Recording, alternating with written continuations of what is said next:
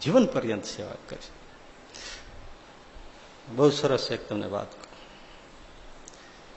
શાહબુદ્દીનભાઈ રાઠોડ અહીંયા આવ્યા હતા તો અમે સેજે બેસતા હોય. મેં એક એમને પૂછ્યું કે શાહબુદ્દીનભાઈ, આ હિન્દુ સમાજમાં માતા પિતા વ્રત થાય હાલત બહુ ખરાબ છે. ઘણા વૃદ્ધાશ્રમો થાય છે. બિચારા 2-2, 3-3, 4-4 દીકરા હોય તોય તરછોડી દે અને પછી વૃદ્ધાશ્રમમાં દારૂણ સ્થિતિમાં જીવતા હોય. પણ મુસ્લિમ સમાજમાં એક પણ વૃદ્ધાશ્રમ નથી. ખબર છે તમને? એક પણ મુસ્લિમ માતા પિતા તમને ભટકતો નહીં દેખાય. ગરીબમાં ગરીબ પરિવાર હશે તો મા બાપની અંતિમ શ્વાસ સુધી સેવા કરે છે. વિચાર કરો, આ તો ગાળ્યો જ દેવી છે. ખાલી સારું તો લ્યો.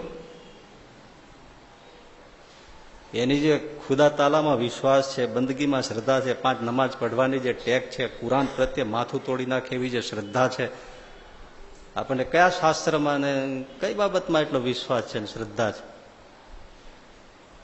5 માનસી પૂજા નથી થતી, સવાર પૂજા નથી થતી, સાંજે આરતીમાં આવવાતું નથી.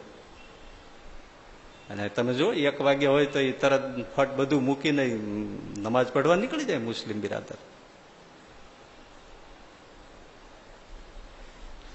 સારું તો શીખવું જોઈએ ને. એમણે મને સરસ વાત કરી કે અમારા ઇસ્લામ ધર્મના પાયામાં એક કથા છે.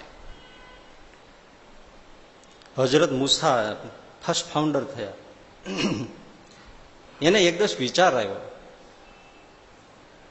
કે જન્નતમાં મારો પાડોશી કોણ હશે, એટલે સ્વર્ગમાં મારી પડખે પાડોશમાં રહેનારો કોણ હશે. આવો વિચાર આવ્યો.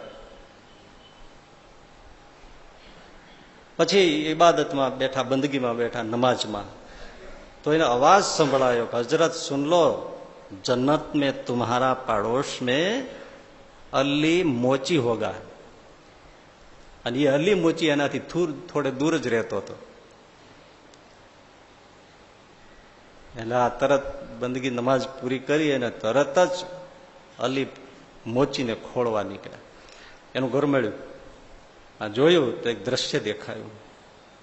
એકદમ પથારી વશ એની વૃદ્ધ માતા, એની પડખે આ અલી મોચી બેઠો છે. માથે માના ઉપર હાથ ફેરવતો જાય છે, માથા ઉપર, અને કટોરી છે, અને કટોરીમાં રૂનું પૂંબડી બોળી બોળી, અને ઘૂંટડે ઘૂંટડે પણ માં દૂધ પી શકે એમ નથી, એટલે એમાં રૂનું પોતું બોળી અને એના માતાના મુખમાં ટીપા પાડે દૂધના. લ્યો માં પીવો.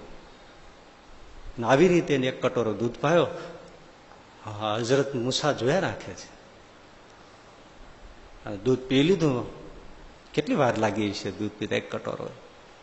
પછી એ વૃદ્ધ માં બોલ્યા, બેટા અલી, તે મારી બહુ સેવા કરી. જ્યાં હું તને આશીર્વાદ દઉં છું કે જન્નતમાં તારો પાડોશમાં હજરત મૂસા હશે. એ સંત. અને હજરત મૂસાને સમજાઈ ગયું. એટલે એના કુરાનમાં લખ્યું છે કે જન્નત તમારા માતા પિતાના ચરણોમાં છે.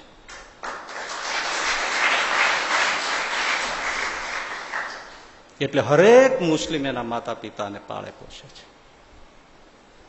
બોલો, એક પણ વૃદ્ધાશ્રમ ના મળે. પછી તમે છૂટા પડ્યા. આજે હું તમને બીજી